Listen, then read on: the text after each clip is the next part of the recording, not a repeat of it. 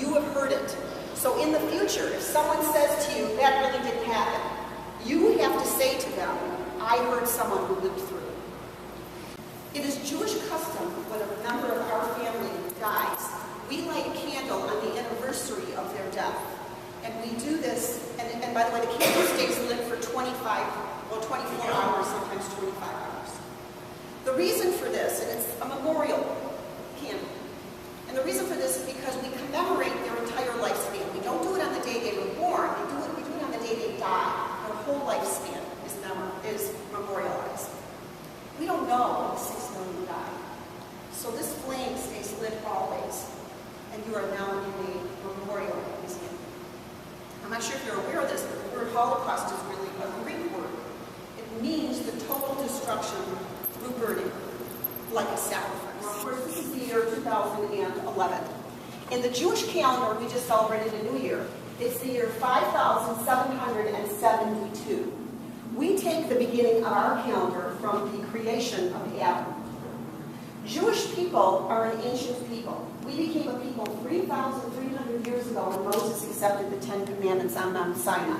Jews were not citizens of the countries that they lived in, not until the middle of the 1800s. So the church would always be the highest ground and oversee the Jewish community, the steeple, the highest point to God.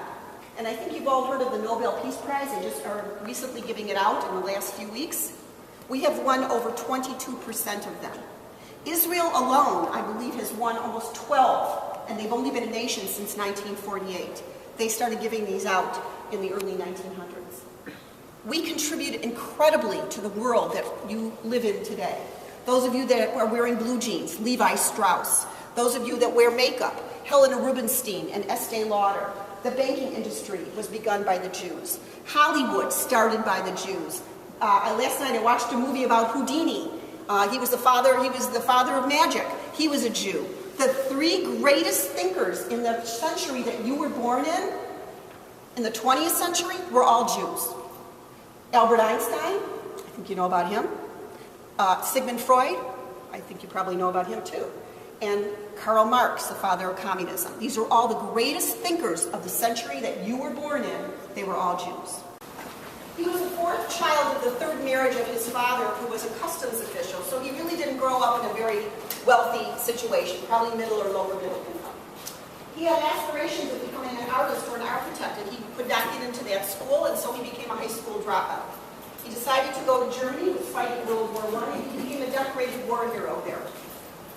Now, the government wanted him to find out what different political parties were saying, so he liked one of them, the German Workers' Party. He got to be the leader of it and changed its name to the National Socialist German Workers' Party. The acronym for this is the Nazi Party. It adopted this as the symbol. What is it? Everybody? Swastika. Swastika. You all know this for a reason. A swastika is really an ancient symbol. It was found on Greek coins, Buddhist writings, and in the writings of North and South American Indians. In Chinese, believe it or not, it means good luck. The Nazis took it, they turned it on an angle, and in our world, it is the most hated symbol in mankind. That is why you know what it is. You are given a cup, a bowl, and a string, and you are told, don't lose or you will not eat. You are given this prison uniform. The wooden shoes, they can hear you coming, you can't be stealthy.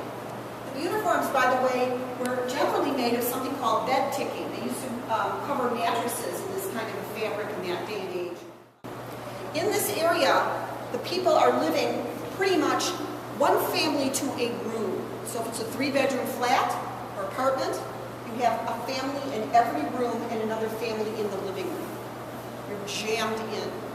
One toilet, one stove. You're being starved to death.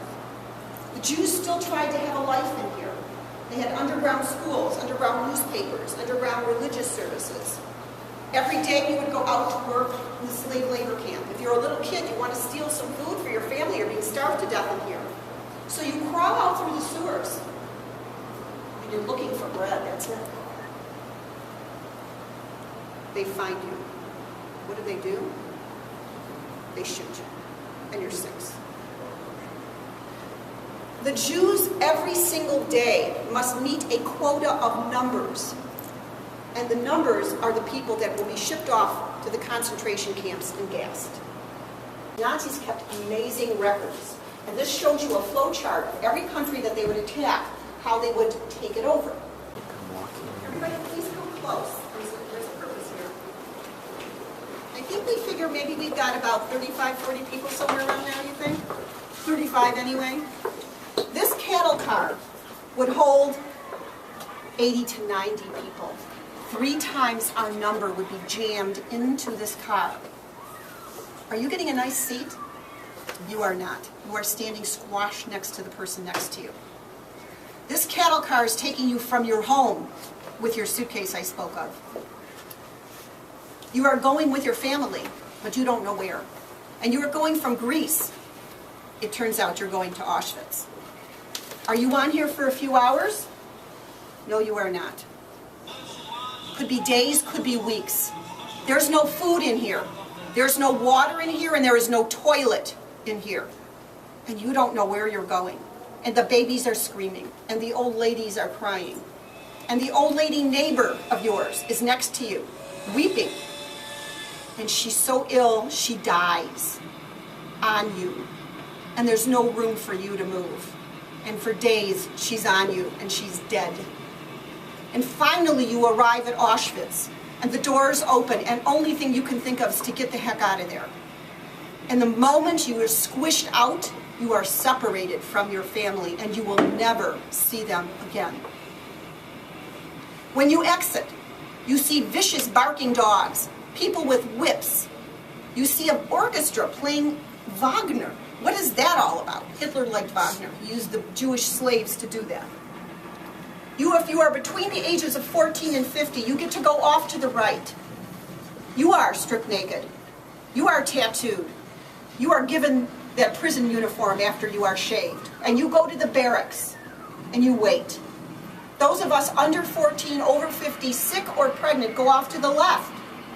We are told that we have been on this train for a long time. And by the way, the trains were marked on the outside with Stars of David or a large J. Do you think the people in the cities and the villages knew nothing was going on? They were not bystanders that were innocent. We go to the undressing room. There are 800 or 900 of us taking our clothes off and putting it in a nice, neat pile. And we go into the shower chambers because they tell us we've been on that train for so long, we need a shower, we're going to be reunited with our family, given our work detail. So we go in the shower. They lock the doors, they turn out the lights. And out of the ceiling comes Zyklon B gas. And it takes us 15 minutes to choke to death because the Nazis won't use enough gas to kill us quickly. And we are now all dead. All of you that got to go off to the right, you all come back.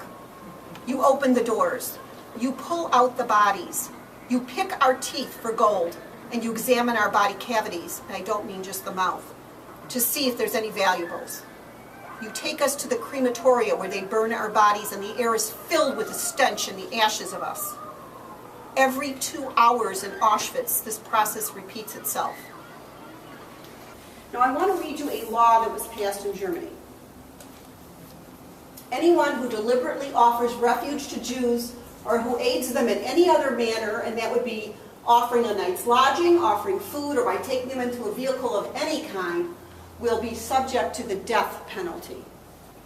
That's what these people risked, and generally not just for themselves, but for their loved ones as well. So when somebody helped the Jews, it was at great peril.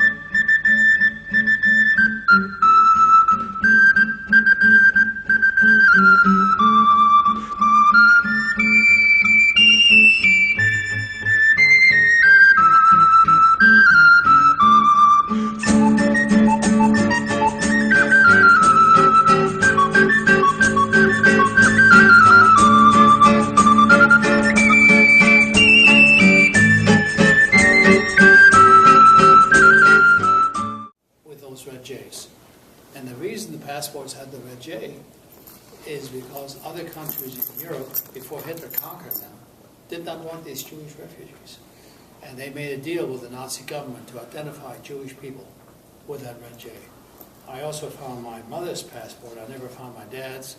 And again, you'll see that same Red J among all the other stamps. There's stamps on there with the Nazi swastika on them too. And I also have one picture that I treasure. And this is a picture of my dad in his World War I officer's uniform. And when I look at how proud he was to wear that uniform and how he was repaid, I should say, for that, for wearing that uniform. So I'll put that up there and you're welcome to take a look at it. Okay, thank you very much. What surprised you most about the Holocaust? I don't know.